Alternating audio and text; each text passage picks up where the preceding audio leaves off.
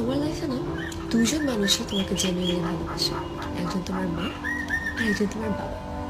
এছাড়া girlfriend, boyfriend, relationship, friendship, soulmates, all this are fake. নিজেকে ভালোবাসতে শেখো। আর ভুল করে যদি নিজের থেকে বেশি প্রায়োরিটি কাউকে দিয়ে ফেলো, তাহলে কংগ্রাচুলেশনস, তোমার দিন শেষ, তার দিন শুরু। কারণ সে তোমার সাথে একদিন কথা বলবে না, তোমার তো খাওয়া দাওয়াই বন্ধ হয়ে যাবে।